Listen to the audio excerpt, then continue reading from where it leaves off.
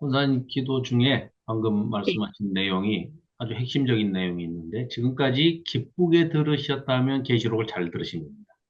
계시록은 결코 우리가 기존에 지금까지 들어왔던 듯이 두려움을 주거나 종말을 가지고 무슨 협박의 수단으로 사용한다든가 너희들 똑바로 안 믿으면 뭐 이런 분이 전혀 아니시기 때문에 또 이 책 자체가 그런 걸 메시지를 전하기 위해서 종말에 너희들 어떻게 뭐 끝장날 것이다 이거 아닙니다. 이거 전혀 그런 책이 아니기 때문에 이 요한계시록을 1장부터 22장까지를 다 듣고 내 안에 계시는 성령님의 도우심으로 감동 감화해서 내가 딱 듣고 났더니 위로가 되고 소망이 생기고 현재 살아 있으면서 이 땅에서 사랑을 실천하고 살아야 되겠다.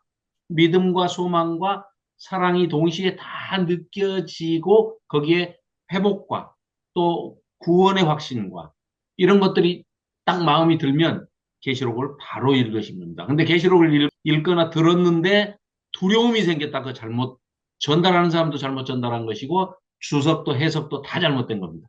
그러면 괜히 겁주는 거죠. 그런 거는 안 해야 되는데 지금까지 이 책이 쓰여진 이후로 2000년 동안 지금까지 그려왔어요. 참 안타까운 일이죠. 그래서 그 약점을, 그 허점을 비집고 들어와 가지고 온갖 수많은 이단들이 활약을 했던 것이고 종말론, 아주 잘못된 종말론들을 만들어내 가지고 대표적인 게 그 세대주의 종말론. 제가 아예 우리 식구들한테는 그냥 세대주의가 뭐다라고 그들이 엉터리로 해석한 것조차도 내가 말씀을 안 드리고 싶다 해서 말씀을 안 드렸지 않습니까? 오해하지 마십시오. 절대 제가 뭐 그걸 말씀을 드리는 순간 그것만 기억에 남을 수가 있기 때문에 내가 안 드리는 것이지 말씀을 도움이 전혀 안 됩니다. 완전 엉터리예요. 완전 엉터리이기 때문에 알 필요도 없습니다. 꼭 국힘당 애들 뭐라고 하는 얘기하고 똑같은 거예요. 그 세대주의 종말론 내지는 여러 가지의 우리한테 소개되는 뭐 독일에서 만들어진 뭐 영국에서 만들어진 유럽에서 만들어진 이 뭐 일곱 여덟 가지의 이런 종말론들 다 엉터리입니다. 말이 안 되는 얘기예요.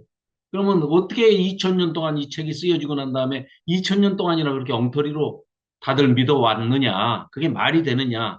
예, 그렇습니다. 왜냐? 성경이 66권이 한 권의 책으로 읽혀져야만 계시록이 밝히 우리에게 이해가 되고 계시가 되고 우리가 그거를 소화할 수가 있고 받아들이고 깨우치고 준비할 수 있는데 아니 이게 그 계시록을 전혀 별개의 어떤 묵시로 기록된 어떤 책이다. 이렇게 여기고 거기서 온갖 상징적으로 이렇게 비유적으로 설명되고 있는 모든 것들을 엉터리로 막 해석을 하다 보니까 아니면은 심지어는 뭐 문자주의적으로 또 너무 고지고대로 보수주의 신학들은 또 이제 문자대로 천년왕국은 진짜 천년이다.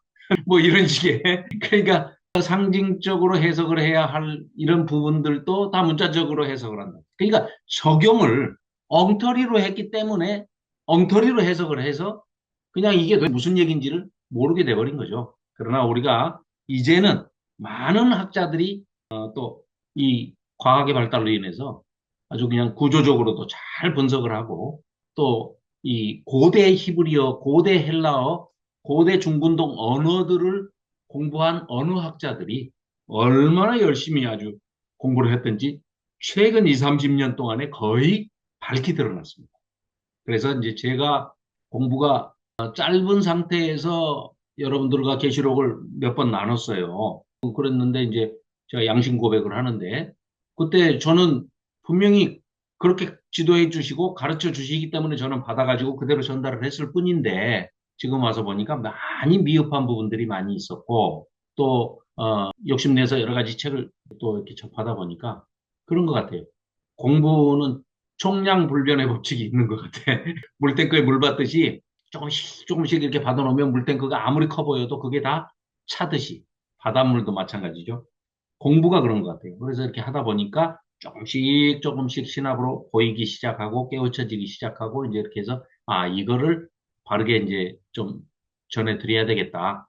또 그 전에 잘못된 부분은 왜 잘못됐고 또 이거는 왜 새롭게 이렇게 해석을 해야만 옳은 것인지 이런 것들을 좀 천천히 심도 있게 서로 이제 살펴보려고 합니다. 자, 화면 공유하고 우리 지난번에 네, 일곱 교회에 대해서 잘 보이시죠?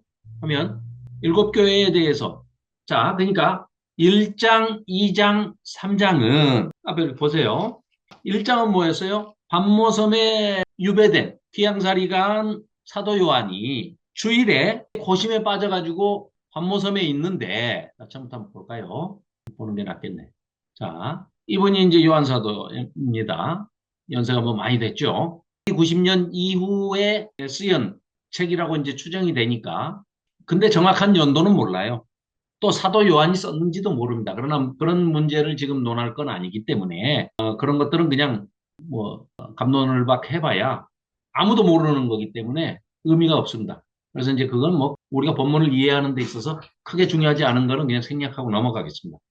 그렇다고 그래서 여러분들도 막 무슨 그 뭐 채널이라든가 C 채널이라든가 뭐 이런 데 이제 들어가서 보면은 요한계시록을 설명하는 분들 아주 유명한 그 목사님들이 이름이 많이 알려진 연세대 뭐 신학과 교수 뭐 김학철 교수 같은 분들 이렇게 나와가지고 계시록에 대해서 이제 강의를 하고 또 뭐 총신대 교수부터 시작해서 뭐 아무튼 신약 우리나라 신약학의 대가들이라고 하는 교수님들이 나와가지고 얘기하는데 거의 대부분이 요한 사도가 사도 요한이 요한계시록을 쓴 게 아니다 이렇게 얘기를 해요. 이분들은 그렇다 하더라도 결코 슬퍼하거나 노하지 마시라 이거예요.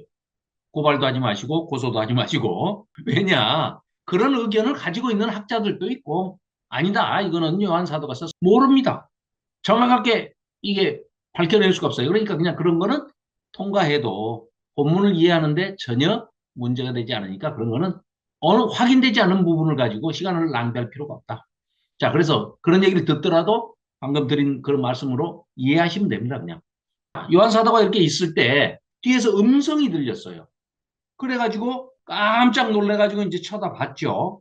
그러니까는, 뭐 이건 어마어마한 이제 소리가 들리는데 뭐라고 얘기를 하시느냐?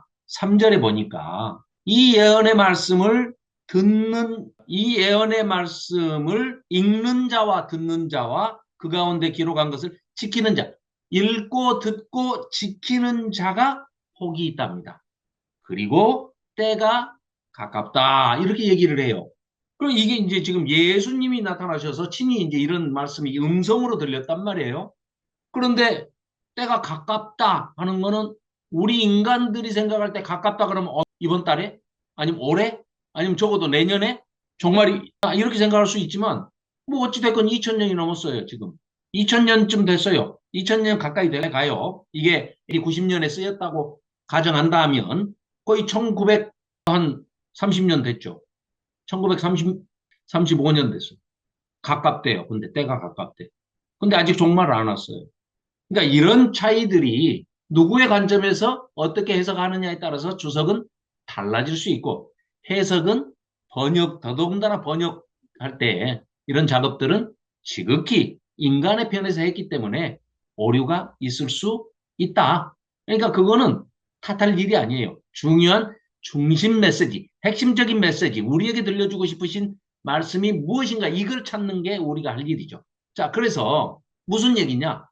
내가 그대로 너에게 보여주기도 하고 말로 설명도 해줄 텐데 내가 너한테 일러준 대로 너는 그대로 기록을 해서 일곱 교회에 보내라 라고 하셨어요. 1장에서. 그러니까 그걸 그대로 예수님이 말씀하신 내용을 그대로 듣고 기록을 해가지고 편지로 보낸 거예요.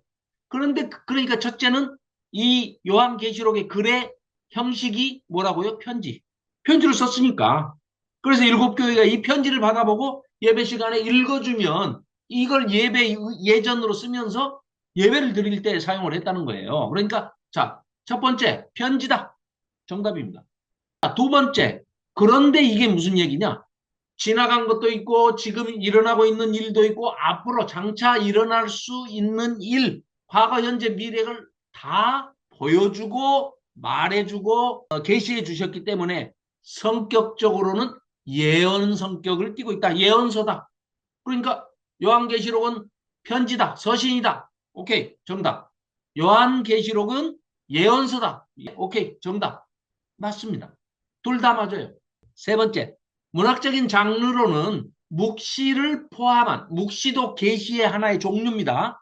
묵시는 좀 가려놓고 완전히 활짝 드러나게 다 펼쳐서 보여주는 것은 계시. 묵시는 일부는 가려놓고 일부만 보여주면서 아는 사람은 알게 하고 모르는 사람은 모르게 그냥 넘어가게 하는 방법이, 그런 계시의 방법이 묵시예요, 묵시. 그러니까 아포칼립스 하는 거는 묵시, 계시 다 괜찮아요. 그렇기 때문에 이건 뭐 절대 뭐 요한계시록은 묵시라고 해서는 안 된다. 아니요, 묵시적인 방법이 굉장히 많이 나와요. 그 묵시적인 방법으로 계시한 거죠. 그러니까 포괄된 얘기가 계시예요. 자, 그러니까 이거는 계시록은 말 그대로 계시예요, 계시. 자, 그럼 뭘 계시해 주시느냐? 첫째는 하나님이 어떤 분이시라는 것을 계시해 줍니다. 두 번째는 오늘 4장과 5장을 볼 텐데요. 그 4장이 하나님이 어떤 분이신가를 설명해 주고 있습니다.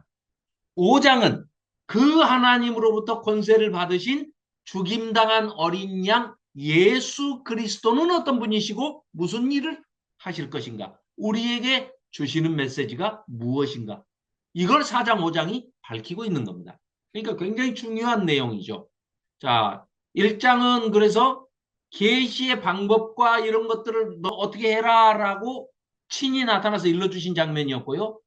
2장, 3장은 우리가 지난번에 살펴봤지만 일곱 교회에 대해서, 이 2장, 3장은 종말에 일어날 환상 이런 얘기가 아니었고 소아시아에 있는 일곱 교회, 에서버도 사빌라, 이 일곱 교회에 예수님께서 보내신 예언적인 권면이었고 책망도 있고 칭찬도 있고 또 소망도 있고 이기는 자에게는 어떻게 해주시겠다 하는 약속도 있었고요. 여러 가지의 내용들이 일곱 교회에 다 있었죠. 그런데 이제 잊지 말아야 될 것은 그 일곱 교회에 주시는 게, 그러면 그 당시에 있었던 이 일곱 교회로 대표되는 소아시아 지역에 있는 에서버두 사빌라 이 일곱 교회에만 해당하고 지금 현재 우리 현대 교회에는 해당이 안 되느냐? 그게 아니라는 거죠. 충분히 일곱 교회에 칭찬하시거나 책망하시거나 권면하시거나 뭐 소망을 주시거나 회복의 약속을 하시거나 이런 메시지가 2000년 시간과 공간을 초월해서 지금 요한계시록을 읽고 있는 우리에게도 그대로 해당이 되는 이야기들이다. 왜냐? 이것은 보편적인 이야기고 어느 공동체나 또는 어느 개인이나 두 가지, 하나님과 성삼위 하나님과 성부 아버지 하나님과 성자 예수 그리스도와 아니면 성령 하나님 성삼위 하나님과 나와의 관계 혹은 우리 공동체와의 교회와의 관계, 이거는 수직적인 관계죠. 이 수직적인 관계와 두 번째는 이 일곱 교회에 묘사돼 있고 교훈을 주고 있고 책망하고 있고 권면을 주고 있는, 칭찬하고 있는, 소망을 주는 이 모든 이 2장과 3장에 나오는 이 메시지들이 수평적인 관계, 즉 교회 공동체 안에서 나와 너, 즉 뭐 하나님께서 제일 먼저 만드신 공동체가 가정이죠. 가정. 아담과 하와를 가정을 이루게 하시고 그 둘 사이에서 사랑의 결실로서 자녀가 태어나게, 후손이 태어나게 그렇게 창조하셨잖아요. 그래서 그 가정 내에서 가장 가까이 있는 이웃, 이 세상에서 가장 가까이 있는 이웃이 배우자죠, 배우자. 아내와 남편. 그리고 가장 가까운 이웃이 자녀들, 부모, 자녀들, 형제들. 그렇죠? 이런 수평적인 관계들. 그래서 이런 관계들이기 때문에 그 관계성이라는 것은 시간과 공간을 초월해서 지금 현재 2025년 대한민국 우리가 살아가고 있는 이 공동체에도 해당이 되는 얘기이기 때문에 이것은 어떤 일곱 교회, 이 아시아에 있는 일곱 교회에만 해당되고 나한테는 전혀 해당이 안 된다 뭐 이런 분은 없으실 겁니다. 그러니까 다 누구에게나 해당이 되는 예수님의 말씀이고 우리에게 주시는 메시지다. 그래서 이 4장, 그러니까 이제 자 여기 이 그림을 보시면 요 별표로 돼 있는 게 에서버드 사빌라 이 아시아 지역, 그렇죠? 터키, 지금의 튀르키예, 터키 소아시아 지방에 있는 반모섬에 이제 요 앞에 유배돼 있고요. 그래서 이 길 따라서 이제 이걸 회람하는 문서였고 일곱 교회에 대해서 이제 그런데 제일 먼저 1장에서는 보여주는 게 예수님의 모습이었습니다. 오른손에 7별을 가지고 쥐고 계시고 7금촛대 사이를 거니시는 대제사장의 모습으로 교회를 지키고 있고 돌보고 계시고 교회의 교역자들, 사역자들 또 모든 성도들을 지켜 보호하고 계신다 하는 그림원으로서의 그 딱 장면을 보여주고 있는 거죠. 뭐 아주 여러 그림들이 있습니다. 자, 여기 예수님 옆에 이제 사자가, 라이온이 그려져 있죠? 사자. 이 사자는 유다 지파. 창세기 49장에 보면은 유다 지파로 야곱이 축복 기도를 할 때, 12지파, 12아들한테 축복 기도를 할 때, 유다 지파를 사자 같다고 비유를 하잖아요. 그래서 유다 지파 하면은 사자에 비유되고, 그 예수님이 유다 지파의 후손으로 오시죠. 그래서 메시아로 오시는 예수 그리스도의 상징 동물이 사자, 라이언. 그런데 놀라운 사실을 또 보여주는데 2장, 3장, 4장에 가면은 4장에 들어가서 오늘 공부할 거여서 보면은 예수님이 유다 지파를 상징하는 사자이면서 동시에 죽임당한 어린 양입니다. 그러니까 예수님은요, 사자이면서도 동시에 어린 양이실 수 있는 분이 예수님이십니다. 그런 분이 메시아십니다. 또 성자 예수님은 하나님이시면서 동시에 완벽한 사람이신 분입니다. 또 마찬가지로요. 만왕의 왕이고 만군의 그 만왕의 왕, 만주의 주 이런 분이 왕이신 분이 예수님이시면서도요. 왕이면서 동시에 종으로 오셔가지고 우리 같은 미천한 사람들을 징그럽게도 말을 안 듣는 우리 같은 사람들을 섬겨주시는 종이기도 하시다는 거예요. 그런 분이 예수님이라는 걸 설명하고 있는 겁니다. 왕이면서 종이고 인간은 그렇게 안 되잖아요. 둘 중에 하나만 해야지 두 개를 다 하면 위선자죠. 위선자. 할 수도 없거니와. 그러니까 왕이면서도 종이고 하나님이면서도 인간이고 사자이면서도 죽임당한 어린 양이고 이런 분이 바로 예수님이시다. 이런 내용들이 이제 오늘 4장과 5장에서 살펴볼 겁니다. 그래서 여기 사자 그림이 있는데요. 자, 그래서 이제 계시록에 어떤 모습으로 그런 만왕의 왕, 만주의 주 되시는 예수 그리스도께서 하나님이시며 인간이신 예수님이 오셔서 보여주시는 이 그림 언어가 지금 다가올 박해 때문에 트라우마로 인해서 두려움에 떨고 있는 이 교회, 이 당시에 요한 사도 당시의 교회들에게 안심을 주는 그런 그림 언어를 보여주시는 거죠. 그게 뭐라고요? 아까 우리 앞에서 봤던 그런 그림. 지키고 있다 내가. 모든 교회 두려워하지 말아라 하고 지키고 계시는 예수님을 보여주셨죠. 그래서 1장의 결론은 두려워하지 마라. 누구 때문에? 예수님 때문에. 예수님이 어떻게 하고 계시는데요? 땅의 왕들의 머리가 되시고 살아있는 분이시고 죽임당한 어린 양이시지만 이따가 4장에서 우리 살펴볼 텐데요. 양인데 죽임을 당했어요. 그랬는데 현재 동사형으로 현재 진행형으로 서 계셔. 계속 죽임을 당하시는데 그대로 쓰러지지 않고 서 계셔요. 그 뭐예요? 부활하신 첫 열매로서 이미 죽임을 당해서 희생양으로 하나님께 제물로 바쳐진 아무 죄 없는 양이신데도 불구하고 죽임당했는데도 서 계신다. 뭐예요? 죽음을 이기신 어린 양. 그래서 부활하신 어린 양. 살아있는 분. 과거에 죽임 당했었지. 그러나 지금도 살아계시지. 왜? 서 계시니까. 그러나 창자옥은 그대로 남아있는 전능한 자시다. 그리고 너희들 교회에 또 지성소에 성소에 일곱 촛대 메노라 하는 일곱 촛대가 저기 배경 그림에 나와 있는 저 일곱 촛대가 이스라엘을 상징하는 12지파 진설병 떡 12덩이 떡이 앞에 놓여져 있는데 그 떡상을 이 일곱 금촛대가 계속해서 24시간 불이 꺼지지 않고 지켜 보호하고 계시는 그런 이 제사장의 역할을 상기시켜 주시는 거죠. 그리고 사망과 음부의 주인이시다. 오른손에 일곱 별과 모든 교회와 모든 성도들을 다 지켜 보호하고 계신다. 이게 1장의 결론이었습니다. 자, 2장은 일곱 교회에 대해 편지에서 매 장마다 이기는 자는 이렇게 이렇게 해주시겠다라고 약속을 하시고 소망을 주시는 그런 메시지들이 나오죠. 여기 자 이제 한 장씩 그림을 한번 봅시다. 이게 첫 번째 페이지가 이제 첫 번째 교회 에베소입니다. 에베소. 이게요 앞에 여기가 셀수스 도서관 자리랍니다. 이게 그래서 에베소의 이제 대표적인 그런 그 건축물로 여겨지는데 여기 지금 다른 각도에서 찍어놓은 것 같은데 셀수스 도서관이 이제 흔적은 그래도 지금까지 남아 있는데 이게 예수님 당시 바울 당시에 있었던 건물은 아닌 것 같아요. 그 후에 지어진 것 같은데 어쨌거나 그래도 천수년 동안 보존이 돼서 지금 이런 거라도 이렇게 볼 수 있다는 게 참 대단하죠. 특히 에베소는 에베소에 제일 먼저 이제 보내기도 했지만 이 편지를 이 에베소를 요한 사도가 시무를 하다가 지금 여기 반모섬에 유배를 당했거든요. 유배가 끝나고 즉 제2차 박해를 주도했던 도미티아누스 황제 2차 박해가 90년부터 96년까지 7년 동안 있었거든요. 박해가.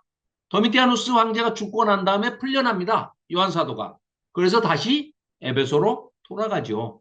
그래서 에베소에 가면 여기 지금 요 아래 가운데 보이는 게 요한 사도의 무덤이 그 예배당 바닥에 안치가 되어 있습니다. 이런 전통이 계속해서 이어지는 거는 참 좋은 것 같은데 좀 무섭기도 하겠죠. 왜냐하면 예배당 그 바닥에 항상 그 목사님들은 이제 소천하시면 그 예배당 바닥에다 묻어드려야 돼요. 따로 묘를 쓰지 마시고. 요한 사도도 여기 지금 이렇게 돼 있지 않습니까? 기둥만 4개 남아 있지만 이 바닥에 있어요. 그 영광입니다, 영광. 뿐만 아니라 영국에 가면 웨스트민스터 사원이 있잖아요. 그 바닥에 아주 기라성 같은 유명한 목회자들이 다 거기 선교사들이나 뭐 이런 분들이 다 거기 한 자리 다 차지하고 있습니다. 무덤이에요, 무덤. 그러니까 예배당 바닥은 무덤입니다. 이분들의 전통입니다. 한국식 전통은 아니고. 자, 두 번째 교회, 서머나 교회죠. 여기는 우리가 지난번에 살펴봤지만 폴리캅, 요한 사도의 직계 제자인 폴리캅이 순교했던 그 폴리캅 순교 기념교회입니다. 그래서 이 서머나 교회는 굉장히 휘황찬란하고 여기 위에 이렇게 보면은 그 벽화가 그려져 있는데 이 벽화에 이 폴리캅 순교하는 장면도 벽화로 그려져 있습니다. 김현숙 권사님 너무 나오셨나요? 네, 갔는데 이렇게 화려하지 않아요. 아, 사진만 그럽니까? 우리, 순수하니 그래요. 문을 그럼 잘 안 우리, 열어가지고 어렵게 들어가서 그냥 잠깐 보고 왔는데 불도 아, 안 켜져서 그런가 거기는 네. 철학다 갈까? 근데 예수님의 그 이렇게 누웠던 자리 그게 사진이 있었던 것 같아. 그래요. 네. 벽화들이 굉장히 그 네. 사진으로 이렇게 보면 벽화들이 굉장히 그 유명한 벽화들이 많이 그려져 있더라고요. 그래서 또 거기 혹시 가셨을 때 양초 키워놓고 막 이런 거 하던가요? 아니요, 아니요. 그때 문을 네. 안 열어준 걸 어렵게 열어갖고 잠깐만 들어갔다 나왔어요. 그러셨구나. 우리도, 이렇게 막 화려하지 않았어요. 음, 그러니까 불이 다 꺼진 상태고 그랬어요. 그러면은 우리가 어떻게 해서든 기도를 열심히 해가지고 꼭 성지순례를 가면 김현숙 권사님이 그 옆에 교회를 잘못 가셔서 그런 건지 아니면 여기 서머나 교회가 진짜로 이렇게 생겼는지 우리 가서 확인합시다. 그래요. 네. 그래서 서머나 교회는 폴리캅 순교 기념교회가 이렇게 서 있다 하는 그런 게. 그 다음에 세 번째. 그러니까 여기 방금 에베소도 마찬가지고요. 이렇게 신전들이 많이 있고 서머나 교회도 그렇고 버가모 교회까지 전부 다 황제 숭배 신전이 많이 이루어지고 있는 교회가 에베소, 서머나, 버가모 이 세 교회입니다. 세 지역입니다. 세 지방. 이 세 지방이 로마 황제 신전을 만들어 가지고 열심히 아부하고 딸랑딸랑 하면은 세금 혜택부터 시작해 가지고 여러 가지 혜택을 로마 제국으로부터 받을 수가 있으니까 앞장섰던 큰 도시가 에베소, 서머나, 버가모 이 교회입니다. 제일 먼저 세워졌던 게 트라이안 황제 이 신전이 세워졌던 게 이 버가모 교회입니다. 그래서 요 밑에 여기 가운데 밑에 있는 이게 여기 써져 있지 않습니까? 버가모 교회 트라이안 황제 신전. 황제를 신으로 그냥 모시는 겁니다. 여기서 이제 유명한 것은 안디바가 버가모 교회에서 순교를 하는 영예를 가졌었죠. 그래서 이제 지난번에도 잠깐 뭐 말씀드린 버가모 교회에 있는 이거는 교회가 아니고요. 이집트 신전 터에 이렇게 이제 그 잔해가 좀 남아 있는 겁니다. 그러니까 온갖 신들을 다 모신 거예요. 이집트 신 데려다가 모시고 뭐 황제를 또 신이라고 해서 모시고 온갖 그리스 로마 신화가 뭐 얼마나 많습니까? 그 신들의 고향 아닙니까? 신들의 고향. 그런데 여기에서 안디바가 순교를 하죠. 그래서 이 어느 로마 귀족의 죽음이라는 그 책이 있는데 그 책도 안디바의 순교를 기록한 그런 책입니다. 자, 그리고 두아디라 아폴로 신전이 여기 산꼭대기에 있고요. 또 이세벨, 두아디라 이제 교회도 이세벨의 그 거짓 여 선지자를 추종하고 따르고 그 지혜롭지 못하게 그런 것들을 이제 책망을 하는 그런 장면이 있었죠. 4대 교회 마찬가지입니다. 여기는 이제 그 유명한 아데미 신전, 아르테미스, 아데미 신전이 있어. 이 큰 기둥 두 개 있죠, 여기 보이는. 어디서나 보이는 이 큰 기둥 두 개가 사실은 세 개라던데. 아무튼 두 개만 보이는데 어쨌건 이 두 개가 아데미 신전 겁니다. 이거 교회 기둥이 아니고. 그래서 여기는 칭찬이 없어요. 책망만 받은 4대 교회인데 이 아데미 신전 그리고 요 밑에 이 조그맣게 지어진 게 이게 교회랍니다. 여기 이제 소개글이 좀 있고 그다음 빌라델피아 이것도 이제 6세기경에 그러니까 뭐 요한 사도가 이걸 글을 쓸 때보다는 뭐 한 500년 넘어 뒤에 이제 건축이 된 사도 요한 기념계 교회 터가 이렇게 기둥이 세 개만 요게 세 개구나 참 요게 아까 4대는 두 개고 요게 이제 세 개 기둥이 세 개인데 어떤 사진은 꼭 두 개만 남은 것처럼 이렇게 다들 찍혀 있는데 요건 세 개 이제 보여서 이 사진을 가져왔습니다. 그래서 이제 이렇게 요것만 유물로 이렇게 남아 있는데 그나마 이것도 요한사도 때 것이 아니고 한 500년 뒤에 이렇게 지어졌던 건축물의 그런 잔해만 남아 있습니다. 이제 라오디게아 교회가 마지막 일곱 번째 교회인데 이 근처에는 이제 히에라폴리스라 하는 파묵칼레 지금 이름으로는 파묵칼레 온천이 아주 유명한 온천이 여기 있다고 그래요. 그래서 우리도 이제 언젠가 튀르키예 지방 이쪽으로 가서 일곱 교회를 성지순례할 날이 반드시 올 거라고 믿습니다. 그런데 우리가 이게 성지순례하러 가면은 여기다 꼭 우리 발을 담그고 옵시다. 여기 파묵칼레 온천이 아주 유명한. 그래서 라오디게아 뭐라 그래요? 뜨겁지도 차지도 않은 미지근해서 토해내 버리겠다. 그러잖아요. 차든지 뜨겁든지 해라 하는 이제 그런 책망을 받았던. 그렇죠? 여기 이 길이 그 당시에 있었던 길이랍니다. 마차가 다니고 이렇게 사람들이 다니고 그랬던 교회, 그랬던 도시입니다. 이 옆에 이게 명품관이랍니다. 김건희를 석방해가지고 여기로 보내서 묶어놔야 되는데 명품이 여기 이게 명품관 거리랍니다. 명품관 거리. 그래가지고 앞에는 참 가게 진열장이 있는 게 아니고 차를 마시는 이렇게 그 호객행위를 상당히 고급지게 하죠. 아무나 와서 차를 마실 수 있게끔 공간을 이렇게 쫙 해놓고 거기서 그 안으로 들어가야 이제 명품이 진열돼 있는 진열장이 나온답니다. 2000년 전에도 이런 참 상술들이 참 뛰어났어요. 자, 이렇게 해서 이제 이 에서버도 사빌라 일곱 교회에 이렇게 편지를 해라 하는데 보시면 2장, 3장 일곱 메시지 그대로 전하는 예수님이 불러주시는 대로 듣고 요한계시록의 저자가 이제 이걸 기록을 하는데 공통적인 게 뭐냐? 영어로 얘기하면 고대 영어입니다. 옛날 영어. 성경에 나오는 이제 옛날 고어로서의 영어로 이렇게 얘기를 해요. 그 말은 무슨 얘기냐? 주께서 이렇게 말씀하시기를 하면서 얘기하는 거예요. 그러니까 요한 사도가 됐든 누가 됐든 간에 이 말을 기록하고 전하는 사람은 뭐예요?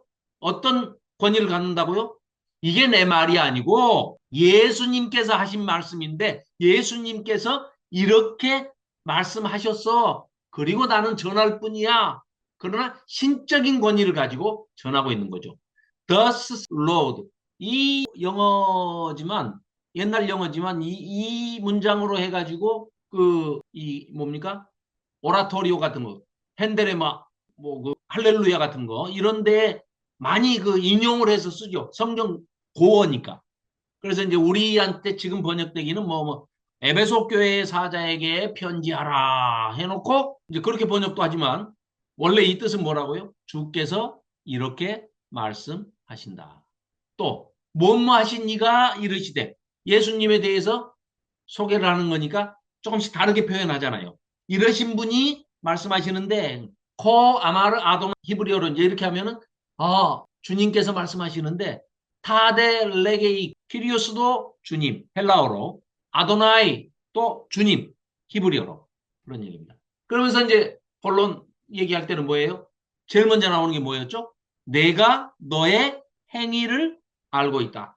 어이다 타 에르가 수 해가지고 내가 너의 행위를 다 알고 있어. 이런 얘기는 인간은 못하죠. 인간이 어떻게 다 압니까? 누가 무슨 말을 했고 누가 무슨 행동을 했는지 모르잖아요. 이거는 신적인 권위를 하나님이신 예수님께서 선포하실 때 하실 수 있는 예수님이나 가능하고 하나님이나 가능하고 성령 하나님이나 가능한 얘기죠. 내가 너의 행위를 다 알고 있다.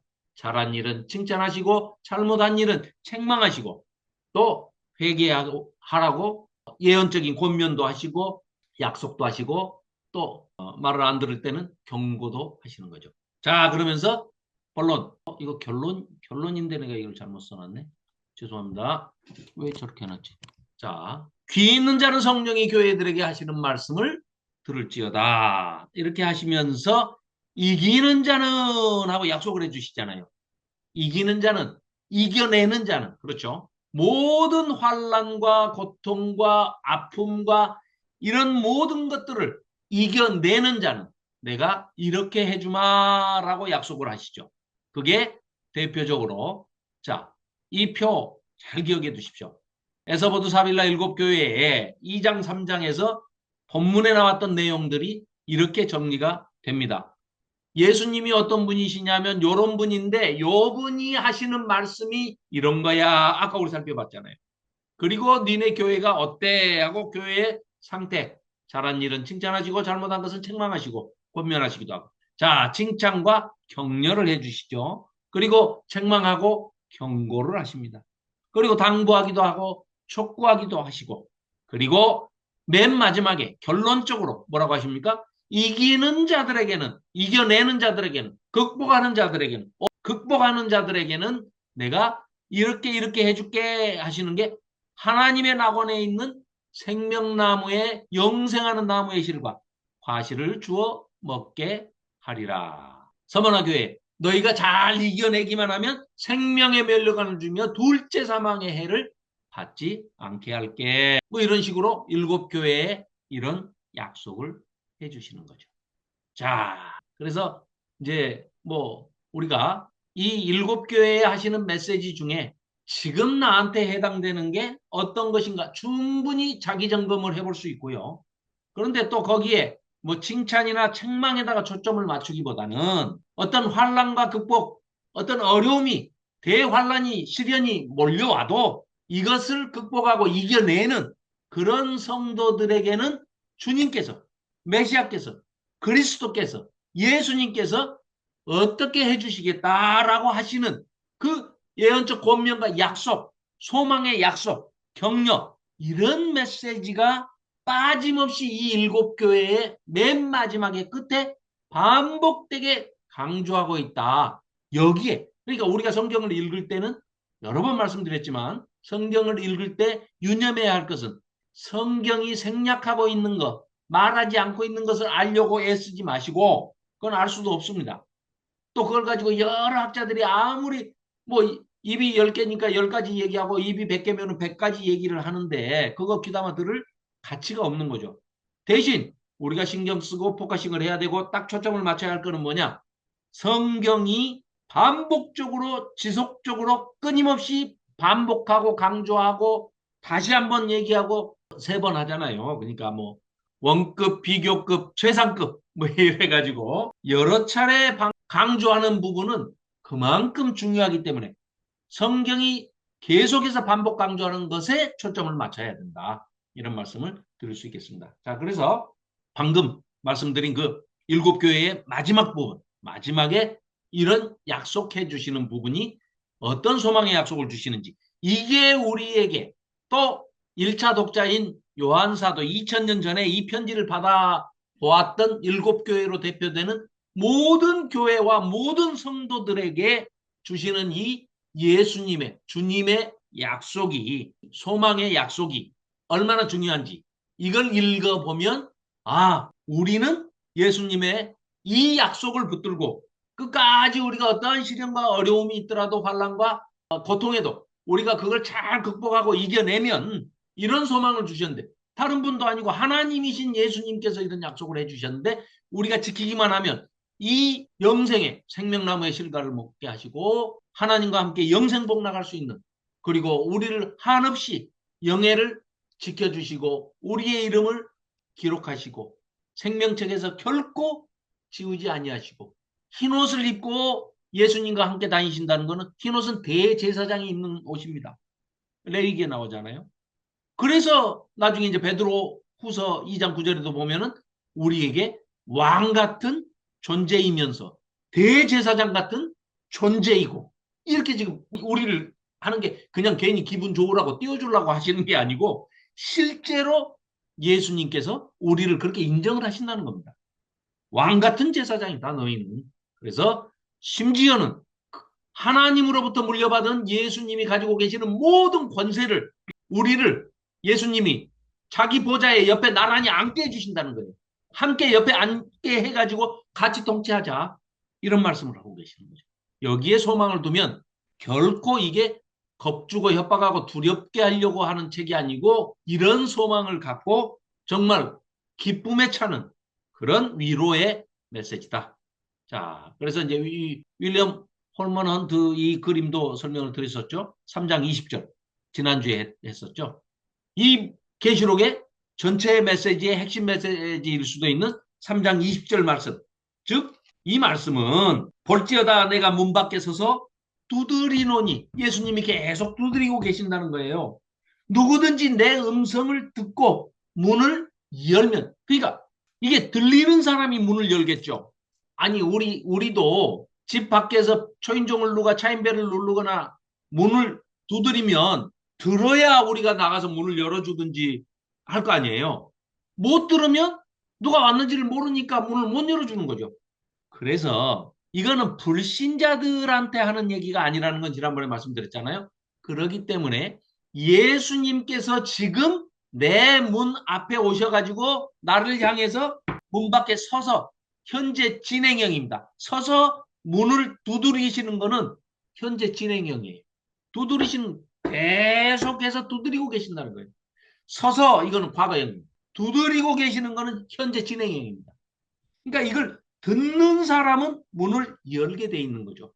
그래서 예수님을 어서 오십시오 하고 즐겁게 기쁨으로 맞아들이면, 영접하면, 예수님이 오셔가지고 나와 네가 문을 열면 그와 더불어 먹고 그는 나와 더불어 먹으리라. 이거는 성찬식을 의미하는 것일 수도 있고, 또 최후의 만찬 때 하셨던 그 장면을, 그림을 떠올리신다면은, 우리가 최후가 아니고 예수님과 늘 만찬을 하는 겁니다. 만찬. 만찬은 저녁밥입니다. 저녁밥을 한자로 쓰면 만찬입니다. 조찬, 아침밥입니다. 오찬, 낮밥. 만찬, 저녁밥.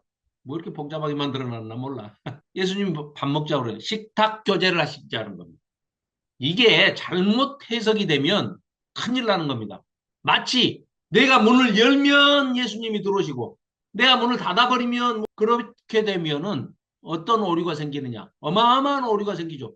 구원의 주권을 인간인 내가 가지고 있는 것처럼 돼버리잖아요. 내가 문을 열어야 예수님이 들어오시고 내가 문을 안 열면 못 들어오셔. 이런 얘기가 전혀 아니라는 거죠. 그렇기 때문에 구원의 주권이, 여기요, 이 그림 보십시오.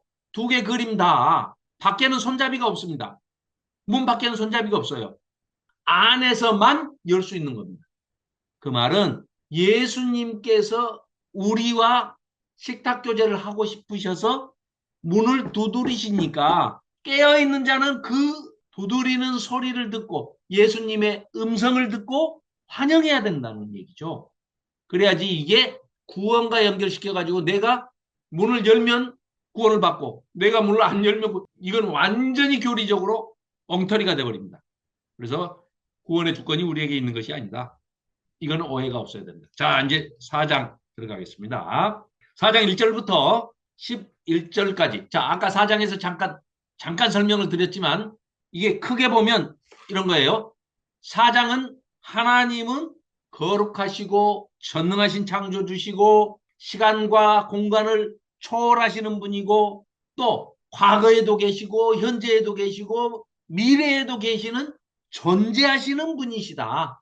그런 것을 보여주는 내용이 4장이고 5장은 그분의 아들 하나님 되시는 메시아 되시는 예수 그리스도를 보여주시는 겁니다. 그 예수 그리스도께서 심판주로 오실 것이다. 라는 걸 보여주는 겁니다. 4장, 5장이. 그래서 자, 1장, 2장, 3장은 소아시아 7교회에 당시에 있었던 그 현존하고 있었던 교회에 그리고 오고 오는 모든 세대, 우리까지를 포함하는 모든 교회에게 권하시는 예언적인 권면의 말씀이다. 2장, 3장이. 4장, 5장은 방금 말씀드린 대로 이제 4장부터 장차 될 일에 대해서 그러니까 1, 2, 3장은 첫 번째 환상을 보고 요한사도가 적은 겁니다. 4장 이후는 두 번째 환상을 보고 적은 거예요. 그러니까 읽으면서 설명을 해 나가겠습니다. 송은영 집사님 4장 1절부터 11절까지 4장 전체 한번 꾀꼬리 같은 목소리로 읽어주시면 고맙겠습니다. 이 일 후에 내가 보니 하늘에 열린 문이 있는데 내가 들은 바 처음에 내게 말하던 나팔 소리 같은 그 음성이 이르되 이리로 올라오라. 이후에 마땅히 일어날 일들을 내가 내게 보이리라 하시더라. 내가 곧 성령에 감동되었더니 보라 하늘의 보좌를 베풀었고 그 보좌 위에 앉으신 이가 있는데 앉으신 이의 모양이 벽옥과 홍보석 같고 또 무지개가 있어 보좌에 들렸는데 그 모양이 녹보석 같더라. 또 보좌에 들려 24 보좌들이 있고 그 보좌들 위에 24 장로들이 흰 옷을 입고 머리에 금관을 쓰고 앉았더라. 보좌로부터 번개와 음성과 우레소리가 나고 보좌 앞에 켠 등불 일곱이 있으니 이는 하나님의 일곱 영이라. 보좌 앞에 수종과 같은 유리바다가 있고 보좌 가운데와 보좌 주위에 네 생물이 있는데 앞뒤에 눈들이 가득하더라. 그 첫째 생물은 사자 같고 그 둘째 생물은 송아지 같고 그 셋째 생물은 얼굴이 사람 같고 그 넷째 생물은 날아가는 독수리 같은데 네 생물은 각각 6 날개를 가졌고 그 안과 주위에는 눈들이 가득하더라. 그들이 밤낮 쉬지 않고 이르기를 거룩하다 거룩하다 거룩하다 주 하나님 곧 전능하신 이여 전에도 계셨고 이제도 계시고 장차 오실 이시라 하고 그 생물들이 보좌에 앉으사 세세토록 살아 계시는 이에게 영광과 존귀와 감사를 돌릴 때에 24 장로들이 보좌에 앉으신 이 앞에 엎드려 세세토록 살아 계시는 이에게 경배하고 자기의 관을 보좌 앞에 제가 뭐가 찢어졌어요. 음? 이르되 우리 주 하나님이여 영광과 존귀와 권능을 받으시는 것이 합당하오니 주께서 만물을 지으신지라 만물이 주의 뜻대로 있었고 또 지으심을 받았나이다 하더라. 아멘. 아멘. 뭐라고요? 읽다가 마시고. 이쪽 부분이 3글자가 지워져 있어가지고 너무 많이 공부할 때 묻혀가지고 지워졌나 보고. 아니요 저번에 그 집사님이랑 우리 한번 공부할 때 지웠나 봐요. 아, 그랬어요? 자, 4장. 4장은 이게 이제 어마어마한 이야기인데요. 무슨 얘기냐? 하나님이 계시는 곳. 자, 바울도 잠깐 얘기를 하려다가 만 적이 있어요. 바울 서신에 보면 내가 삼층천에 올라간 적이 있는데 이렇게 삼층천이라고 이제 했어요. 이들이 이제 이렇게 장소를 구분할 때 삼분할하는 거는 굉장히 유대인들은 그 익숙한 거예요. 왜냐하면 하나님의 성소 자체가 밖에 이제 뜰이 있어요. 뜰. 여인의 뜰, 이방인의 뜰 해가지고 뜰이 있어요. 그 다음에 좀 더 홀리한 데로 들어가면 그게 성소예요. 거기서 또 더 깊이 들어가면 지성소. 하나님의 언약궤가 있는 곳. 그러니까 장소를 이렇게 세 개로 구분해요. 에덴도 마찬가지예요. 에덴 동산이 제일 지성소에 해당하는 거고, 그 다음에 에덴 근처, 그 에덴 동산에서 쫓겨나가지고 이제 이렇게 나온 이쪽이 이제 이를테면 성소 같은 데고, 지성소, 성소, 그 다음에 이제 나머지 온 세상, 땅, 이렇게 해갖고, 신의 산에서 하나님이 강림하셨을 때 하나님의 임재 아래 뭡니까? 모세가 율법을 받으러 올라가잖아요, 신의 산에. 그때 올라갈 때는 모세가 여호수아 몸종 하나만 데리고 쉽게 얘기하면 모세 혼자 올라간 거예요. 하나님을 뵈야 되니까. 이를테면 지성소죠. 산 기슭 중간에다가는 장로들은 거기에다 머물게 하죠. 당신들은 여기까지 있어라. 그 다음에 백성들은 어디에요? 시내산 저 아래 평지 맨 아래 그냥 맨 땅에 있죠. 이런 식으로 세 구분을 해요. 그래서 이제 삼층천 하늘도 눈에 보이는 하늘 이게 이제 그냥 하늘이고 그 하늘을 대기권을 뚫고 나가면은 어딘가에 성소 같은 것이 있고 그걸 뚫고 더 나가면 뭐가 있다고 생각해요, 이들은? 하나님이 계시는 곳, 지성소 같은 곳이 있다. 그게 삼층천이에요. 거기를 바울이 갔었는데 라고 하다가 말을 안 해버려요. 그거는 그 공간은 시간과 공간을 초월한 쉽게 얘기하면 알아듣기 쉽게 얘기하자면 비유하자면 차원이 다르다는 거죠. 우리는 지금 3차원에 살고 있잖아요. 여기에 차원이 한 차원 내지 두 차원만 더해줘도 우리가 이해를 못해요. 3차원에서 4차원만 넘어가고 5차원으로만 넘어가도 이해를 잘 못하는데 수학자들이 뭐 얘기하는 것은 뭐 11차원에서 13차원 뭐 이런 거 얘기를 하거든요. 상상 불가입니다. 그러니까 그 말하기 좋아하는 바울도 뭐라고 얘기하냐면 내가 3층짜리 가서 봤는데 너희들 말해줘봤자 몰라. 나 얘기 안 할래 하고 끝나버립니다. 그걸 지금 이 요한 사도는 올라가서 본 거예요. 그 사장에서 본 겁니다. 뭘 봤느냐? 3층천에 가서 이 어마어마한 하나님의 어전, 하나님의 성전, 그 하나님을 찬양하고 예배하는 그 광경을 인간으로서 요한 사도가 보고 그걸 기록한 겁니다. 그게 이제 4장부터 시작이 되는데 사실은 이제 아까 1장, 2장, 3장이 첫 번째 환상이고 여기서부터가 이제 두 번째 환상이 되는 거죠. 이 두 번째 환상을 보기 시작하는데 자 봅시다. 4장 1절에 보세요. 이 일 후에라는 것은 뭔 일 후에 이 일 후에가 뭔데 무슨 일 후에 이 얘기는 1장, 2장, 3장에서 내가 첫 번째 환상을 보고 난 다음에 내가 두 번째 환상을 보니 이 말입니다. 지금 쉽죠? 그래서 뭘 보게 됐냐면 내가 두 번째 환상을 보게 됐는데 이때는 나를 그냥 하늘로 그냥 데리고 가시더라. 그런데 그걸 우리 이해하기 좋게 하늘에 뭐 저런 문이 있겠어요? 여기 위에 그 앞에 그림처럼 저렇게 문을 그려놨는데 이게 인간입니다. 3차원에 사는 우리 인간들이 저걸 안 봤을 거예요. 다른 걸 봤을 거예요. 그런데 하여튼 하늘에 문이 있어. 문. 그래가지고 그 문으로 하고 땅과 어떤 이 뭐라 할까요? 현실 세계와 이상 세계의 그 경계? 뭐 그런 거랄까요? 천상 세계와 지상 세계를 나누는 그런 경계. 내지는 영화에 보면 많이 나오죠. 물 같은 게 수직벽으로 이렇게 쫙 있는데 몸이 여기 있다가 고개만 쓱 집어넣어 보니까 저 안에는 미래 세계야. 여기는 현실 세계고. 그러다가 슉 가죠. 그 우주 게이트, 우주 문. 그래서 이제 요렇게 화가가 그려놓은 겁니다. 왼쪽에 창문같이 그려놓고 내가 저기로 요한이 저기로 해가지고 하늘로 올라갔다. 뭐 저 문이 어떻게 생겼냐. 하나도 중요하지 않습니다. 다만 중요한 것은 저 문이라는 것이 어떤 역할을 하느냐. 그래서 이 문을 통해서 요한 사도가 올라갔는데 거기에 들어가서 뭘 받느냐 이게 중요하지. 문이 어떻게 생겼냐, 왜 저 따위로 그려놨냐 이거 너무 노하지 마십시오. 그냥 한계입니다. 우리 3차원에서 하는 사람 인간들의 한계고 실제로는 바울도 설명하기를 포기했던 어마어마한 세상을 본 거죠. 왜? 이 땅에는 없는 것.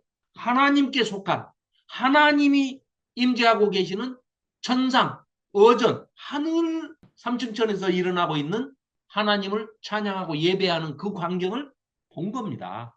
그랬더니 어떤 일이 있었느냐? 이게 굉장히 중요합니다. 왜냐하면 이 어전 광경이 하늘 어전 광경이 3번 나오거든요. 3번 나오는데 이 3번이 여기 이제 앞으로 살펴보면 7인, 7 나팔, 7 대접 이렇게 나와요. 칠의 삼중주, 7시리즈의 삼중주라고도 이제 얘기하는데, 일곱인, 일곱 나팔, 일곱 대접 이 시리즈가 3번 나오는데, 나올 때마다 잘 보시면은요, 하늘 어전, 하나님 계신 어전을 묘사해서 얘기하고, 그 다음에 일곱인을 떼고, 또 다시 하나님 어전을, 광경을 묘사하고, 그 다음에 일곱 나팔, 재앙을 또 보여주고, 또 그거 끝나고 나면은 다시 3번째로 하나님 어전을 묘사하고, 일곱 대접의 재앙이 쏟아지는 그걸 묘사를 합니다. 그러니까 뭐예요? 모든 것은 하나님 어전, 하늘 어전 회의, 예배, 하늘에서 드려지는 하나님께 올려지는 찬양과 예배, 그 광경, 하나님의 성전, 하늘에 있는 거기에서부터 시작한다. 그렇게 해서 모든 것이 끝나는 얘기예요. 이게. 그러니까 굉장히 중요한 메시지가 전해질 때 그때 어전을 소개하고 있다. 즉, 그 말은 이 보좌를, 그러니까 하나님 보좌를 4장 3절부터 이제 오늘 방금 읽으신 모든 내용이 3절에 보십시오.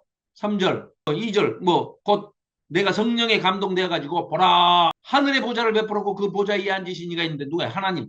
자, 그 앉으신 이의 모양이 벼국과 홍보석 같고 또 무지개가 있고 보좌 돌렸는데 그 모양이 녹보석 같더라.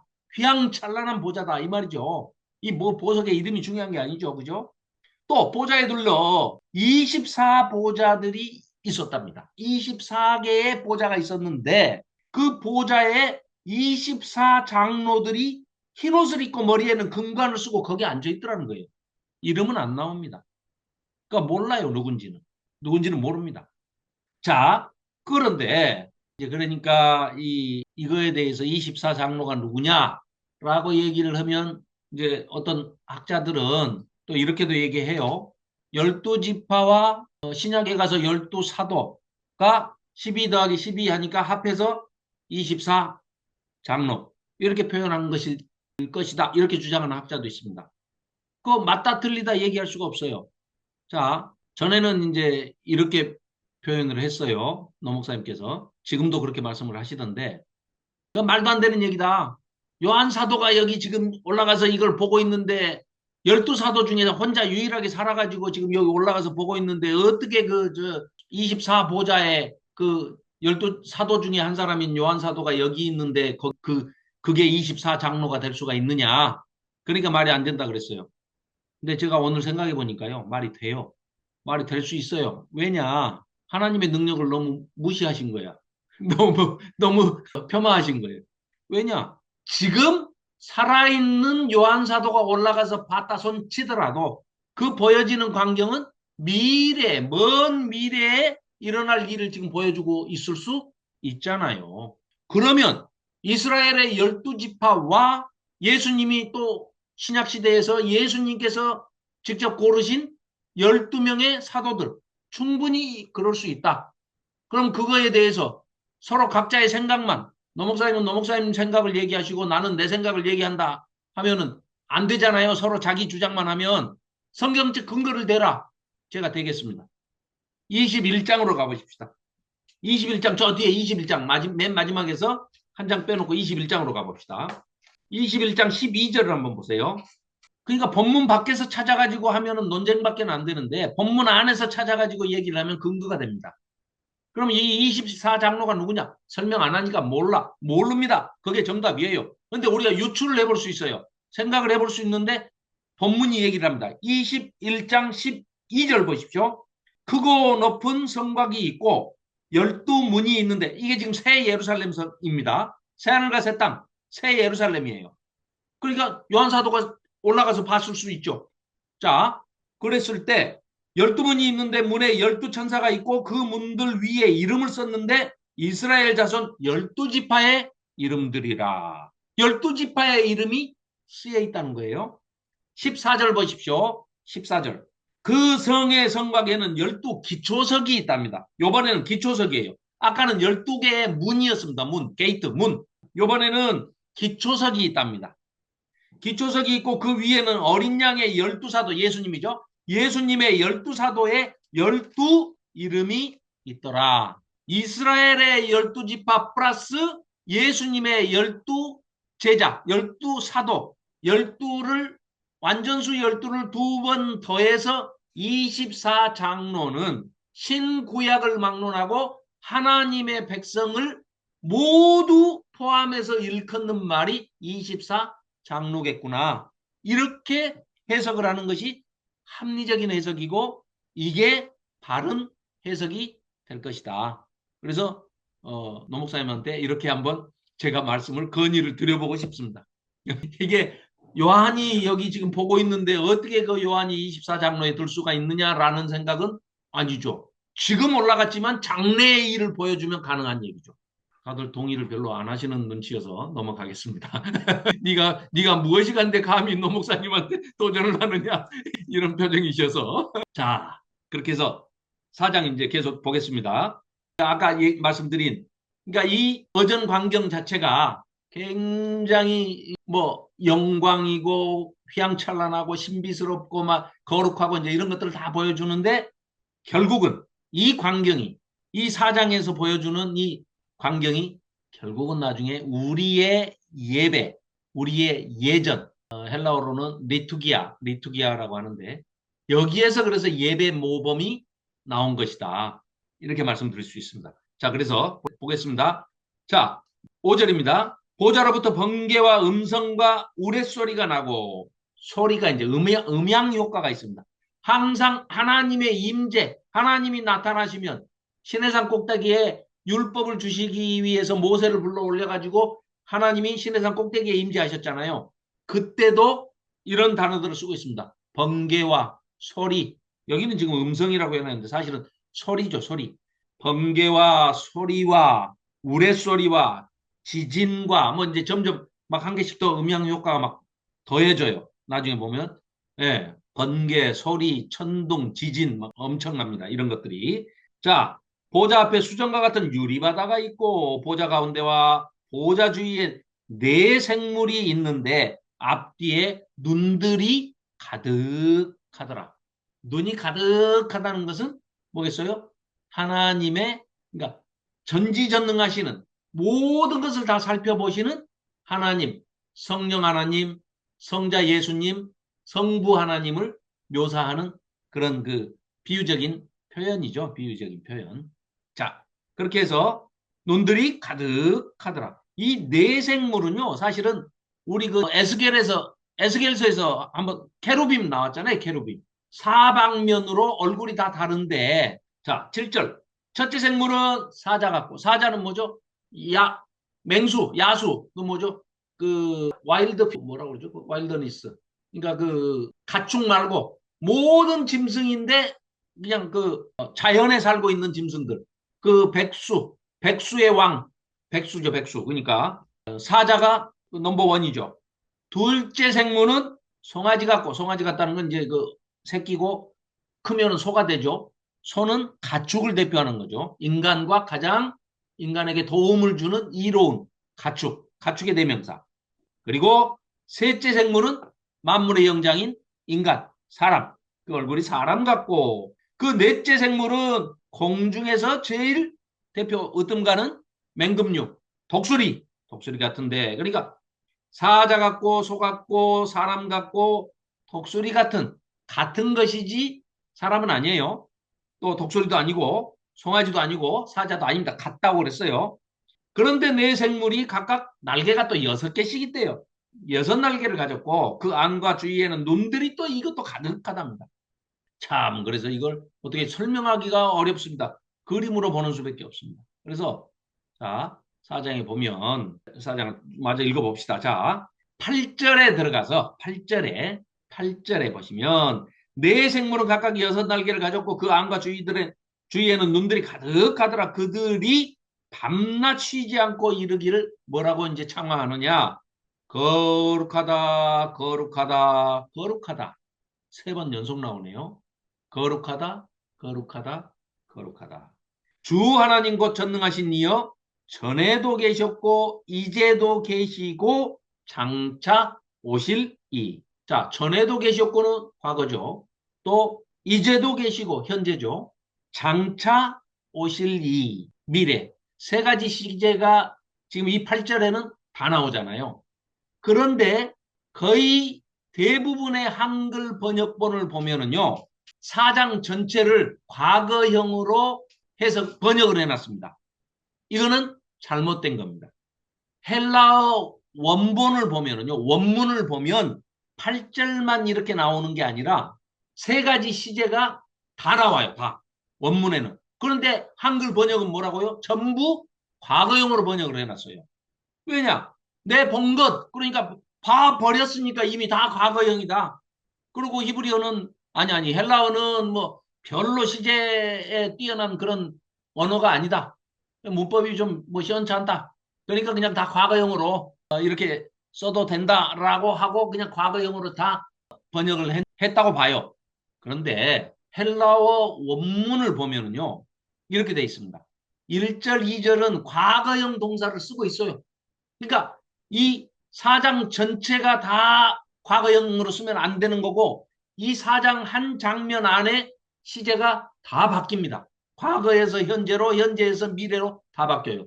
5절로 넘어가면 거기서부터 또 현재형으로 시제가 바뀝니다. 우리말로는 그냥 과거형으로 있었습니다라고 했지만은 실제로는 헬라어 원문을 보면 있습니다 하고 현재형이에요. 현재형.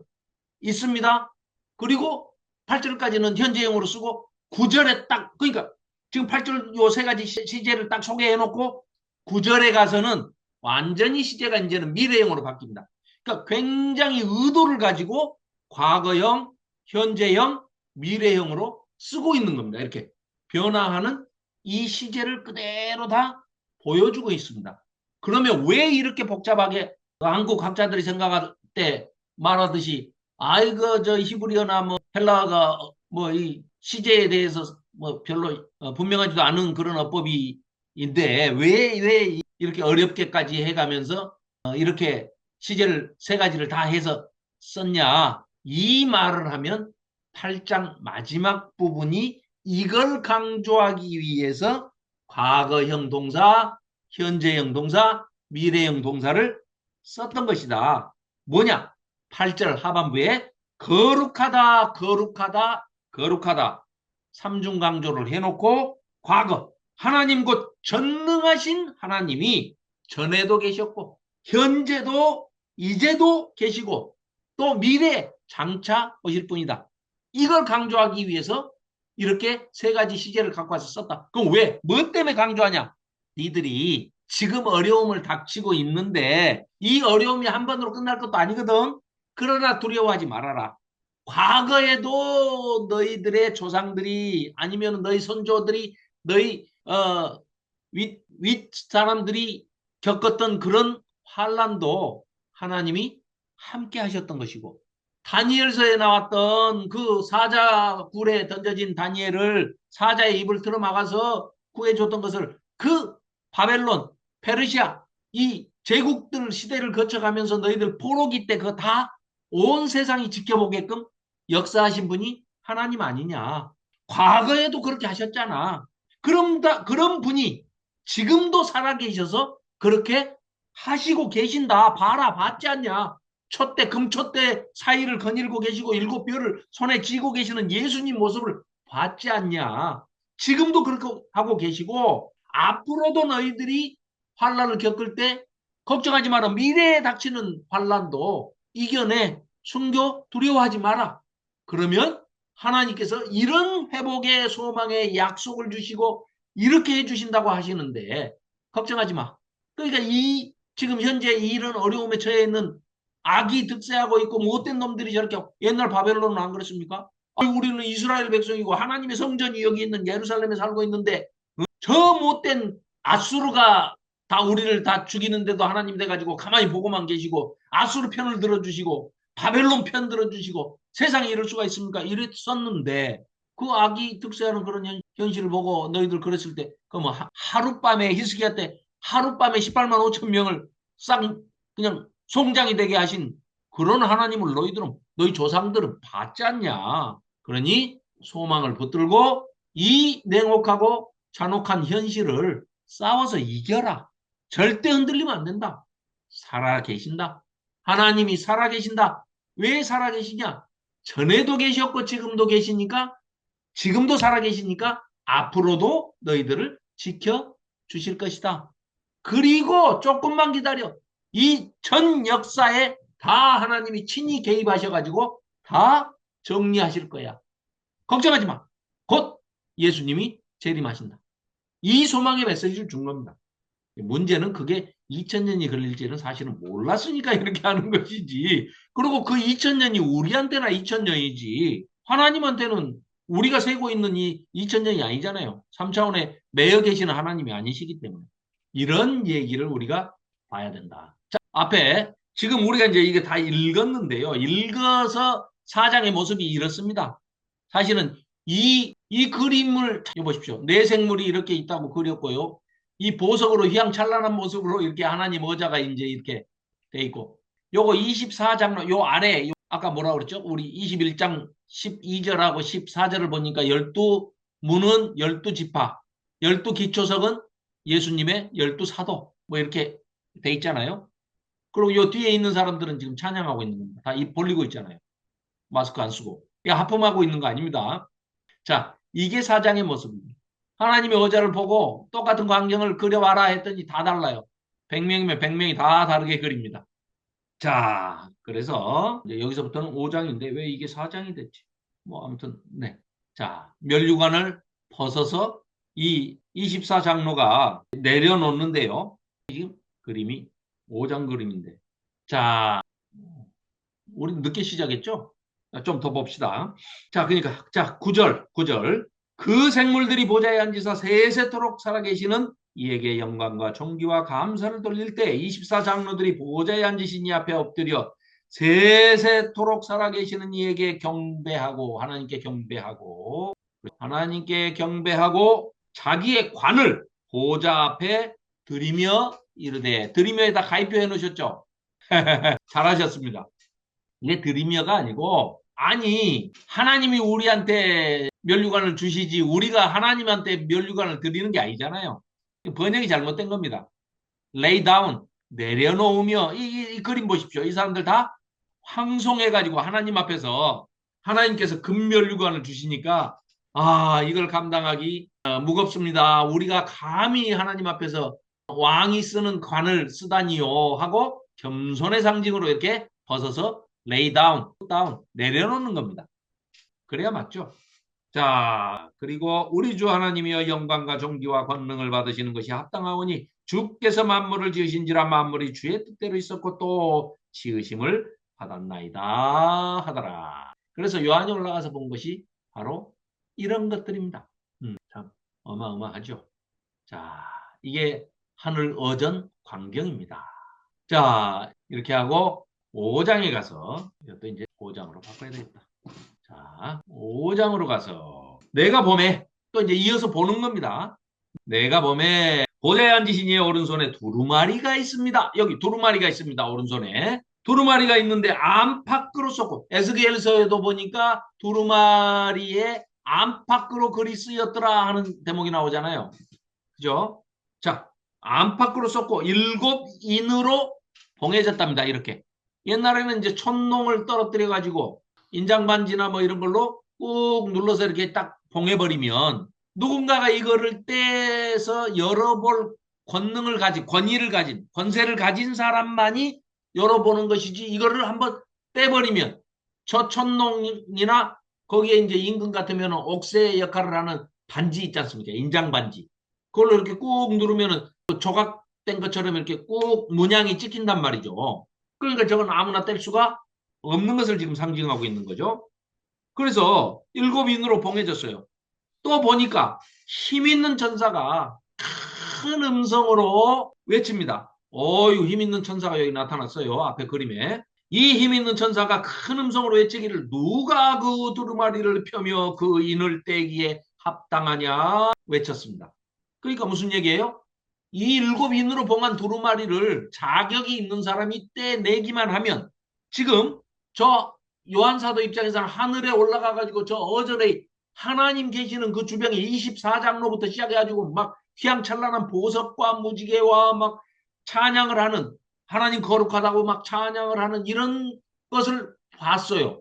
받고 지금 이 지상 현실에서는 박해가 이제 막 올 조짐이 보이고 두려움에 떨고 있는데 저걸 빨리 열어야 저 두루마리를 빨리 봉해진 걸 열어야만 뭔 일이 일어나도 일어날 거고 우리한테는 좋은 일이 우리를 보호해주고 막아주고 지켜주는 그런 일들이 일어날 것 같은데 뗄 사람이 없는 거예요. 뗄 사람이. 그러니 요한사도 입장에서는 얼마나 답답하겠습니까? 뗄 사람이 없는 거예요. 그래서 하늘 위에나 3절입니다. 하늘 위에나 땅 위에나 땅 아래에 능히 그 두루마리를 펴거나 보거나 할 자가 없더라. 요한이 생각할 때 그러더라는 거예요. 그래서 그 4절입니다. 그 두루마리를 펴거나 보거나 하기에 합당한 자가 보이지 않으니까 내가 요한 사도가 크게 울었답니다. 얼마나 답답했으면 울었겠습니까? 아, 이 두루마리를 열어야 저 못된 놈들, 저 로마 압제에서 저 적대자들을 전부 그냥 이 두루마리를 열면서 나타나가지고 다 심판을 시작하셔야 되는데 왜 이걸 뗄 뿐이 없을까? 뗄 뿐이 하고 울었는데 장로 중에 한 사람이 내게 요한 사도에게 말하되 울지 마라. 유다 지파의 사자. 아까 말씀드렸죠. 유다 지파의 상징 동물이 라이온, 사자입니다. 사자. 다윗의 뿌리가 이겼어요. 왜? 다윗 왕가를 하나님께서 영원히 세워주시겠다고, 그 왕조를 세워주시겠다고, 그 다윗을 세워주시겠다고 약속하셨지 않습니까? 선포하셨지 않습니까? 그래서 그 두루마리가 그 일곱인을 누가요? 유다 지파의 그 사자로 상징되는 유다 지파의 다윗의 뿌리, 후손이 이겼으니 저걸 떼겠지. 뗄 거야. 예수님을 가리키는 거죠.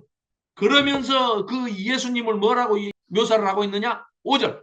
내가 또 보니 보좌와 내 생물과 장로들 사이 거기 지금 하늘 어전 그 아까 사진 뭐죠? 그림. 이 그림. 여기 가운데에서 갑자기 누가 나타나시냐면 짠! 예수님이 나타나신 것 같은데 어린 양으로 나타나신 거예요. 옆에는 지금 창자옥이 나 있고 핏자옥이 그대로 있는데 서 계세요. 죽임당한 어린 양이신데 눈이 7개입니다. 7이라는 수는 완전수고 뿔도 7개입니다. 권세를 상징하는 뿔이 7개. 완전하다는 거죠. 완전한 권세, 완전한 감찰 뭐 이렇게 다 지켜보시는 거.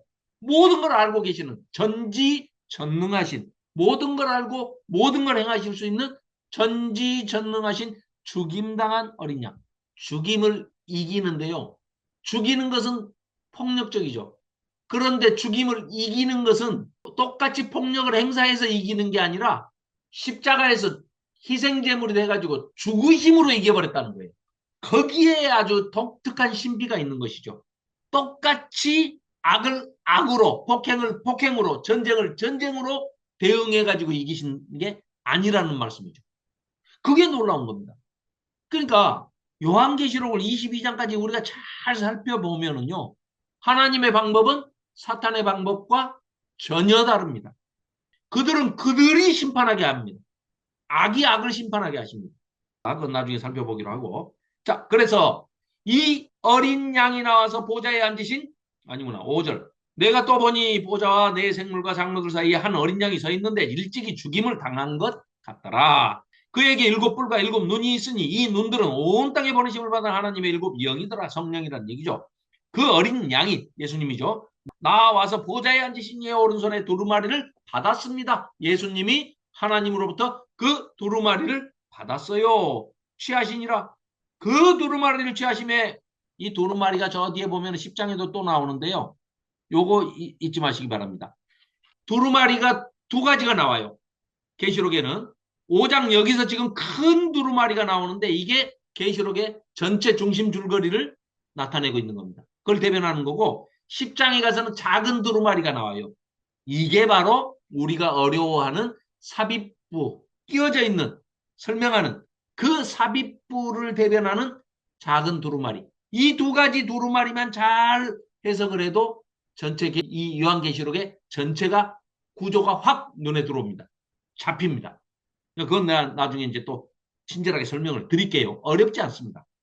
그런 구조를 알아내기가 어렵지 알아내는 학자들이 우리한테 알려줬는데 그걸 이해하는 거는 굉장히 쉽게 이해할 수 있도록 그렇게 다 분석을 해놨습니다. 자, 그래서 그 어린 양이 나와서 이제 두루마리를 취했습니다. 그 두루마리를 취하심에 8절 네 생물과 24장로들이 그 어린 양 앞에 엎드려 각각 검은고와 향이 가득한 금대접을 가졌으니 이 향은 성도들의 기도들이더라. 그러니 우리가 여기서 올리는 기도가 어디에 담겨져 올라간다고요? 금 대접에 담겨서 뭘로요?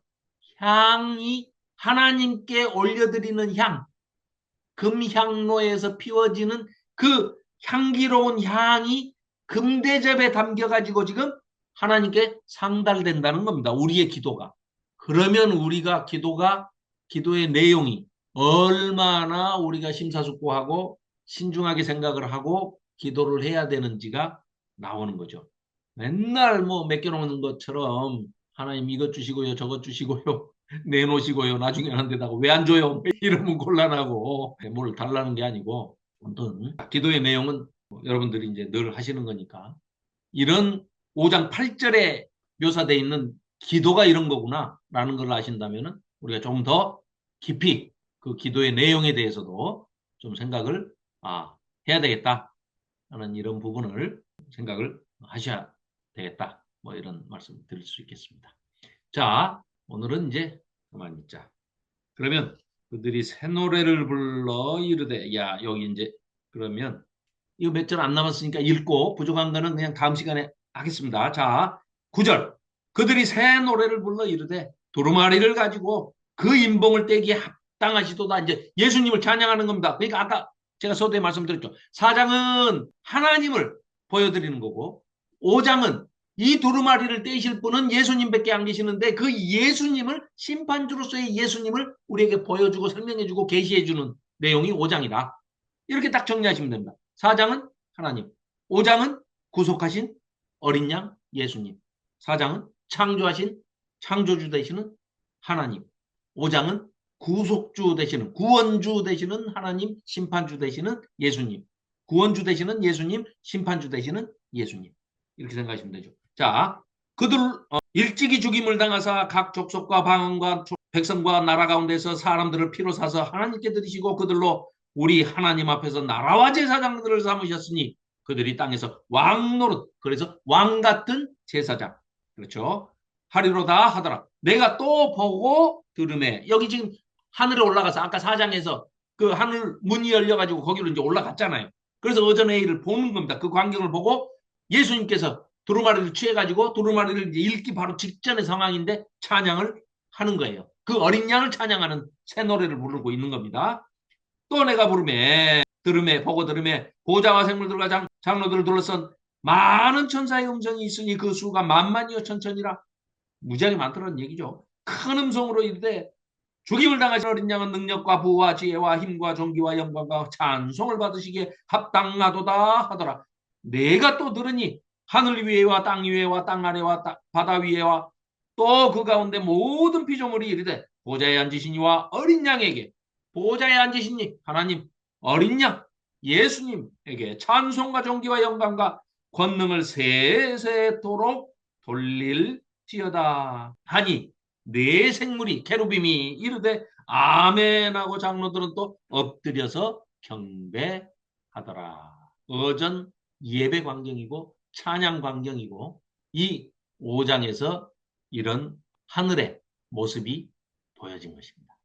자, 좀 더 부족한 내용들은 다시 설명을 드리도록 하고요. 자, 이제 다음 주에는 인을 떼기 시작하는 이제 6장부터 여기서부터 이제 본격적으로 종말에 일어날 일들을 보여주는데 이게 문자적으로 해석은 안 되는 게 여기 이런 것들이 전부 상징적이고 또 은유적이고 묵시의 방법으로 계시적으로 보여주는 이런 것들이 6장에서부터 시작이 됩니다. 그래서 다음 주에는 이 5장 뒷부분 좀 마저 더 설명을 드리고 그리고 이어서 6장부터 7장 이제부터 이제 시작되는 장차될 일 이런 것들을 살펴보도록 하겠습니다. 자, 오늘은 여기서 마치고 너무 시간도 딱 맞네. 그죠? 우리가 한 10분에 시작했으니까 제가